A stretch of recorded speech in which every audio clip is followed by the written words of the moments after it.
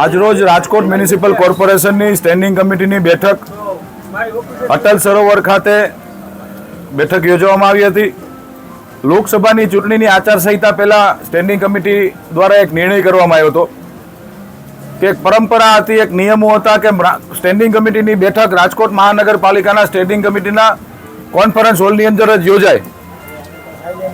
પરંતુ Rajkot municipal corporation એ પ્રજાના પૈસે ચાલતું કોર્પોરેશન છે, એટલે સ્ટેન્ડિંગ કમિટીની બેઠક પણ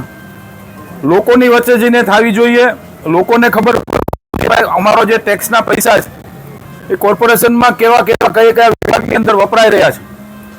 એના ભાગરૂપે લોકસભાની ચૂંટણી પહેલા રામવનની અંદર પણ એક સાર્વજનિક સ્વરૂપમાં સ્ટેન્ડિંગ કમિટીની બેઠક હતી। આજે અટલ સરોવર ખાતે સ્ટેન્ડિંગ કમિટીની ઓપન સ્વરૂપની અંદર બેઠક રાખવામાં આવી હતી, જેમાં ઘણા બધા સિટીઝનોએ પણ જોઈ હતી આજે સ્ટેન્ડિંગ કમિટી કેવી રીતે કામ કરી રહી છે। કુલ આજે 57 દરખાસ્તો સ્ટેન્ડિંગ કમિટીમાં આવી હતી, એમાંથી એક દરખાસ્ત અમે પેન્ડિંગ રાખી છે, બીજી એક દરખાસ્ત 20 નંબરની દરખાસ્ત એ નામંજૂર કરીએ છીએ, અને કુલ 45 કરોડ 55 લાખ જેવી રકમના આજે રાજકોટના સરેરાશ 18 વોર્ડમાં વિકાસના કામોને મેં આજે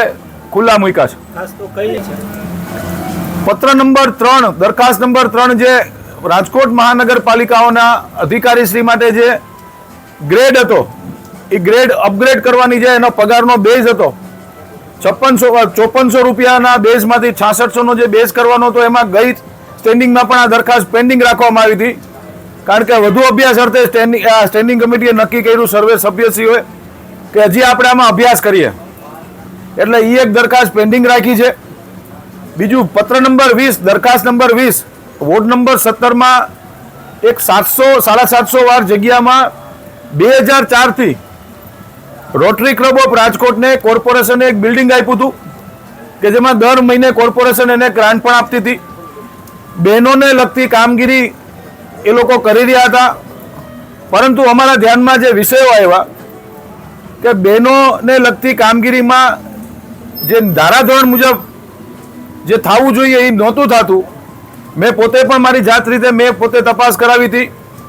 કે બ્યુટી પાર્લરના કોર્સ થતા હતા, સીવણના થતા હતા, પછી બહેનો જે ઓલા નેલના શીખવાડે નેલના કોર્સ, નેલ આર્ટના,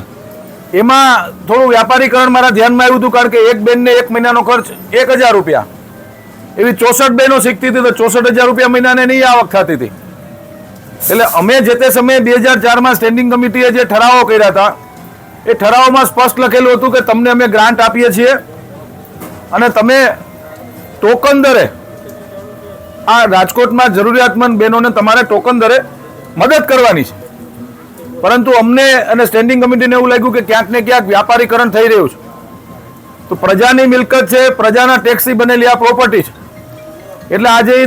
એ પ્રોપર્ટીઝ અમે આજે એ દરખાસ્ત નામંજૂર કરી અને વોર્ડ નંબર 17માં આ જગ્યાએ અમે નવું વાંચનાલય બનાવવા જઈ રહ્યા છીએ કે લોકો ત્યાં આવે, વિદ્યાર્થીઓ આવે, કારણ કે દરેક વોર્ડની અંદર વાંચનાલયો બનાવવાનો અમે બજેટમાં લીધું હતું। 17 નંબર વોર્ડની અંદર પણ અમે શોધતા હતા પણ મળતું નહોતું, પરંતુ હાલ આ દરખાસ્ત અમારી પાસે આવી, તપાસ કરી તો અમારા ધ્યાનમાં આવ્યું કે આ પ્રકારની નાની મોટી ગેરપ્રવૃત્તિઓ થઈ રહી છે, જે ન થવી જોઈએ। ગેરપ્રવૃત્તિ એટલે કે બહેનોને જે પ્રોફેશનલી પૈસા લે છે, જે ન થવું જોઈએ, માટે આજે અમે દરખાસ્ત નામંજૂર કરી છે અને એની જગ્યાએ અમે આવનારા દિવસોમાં વાંચનાલય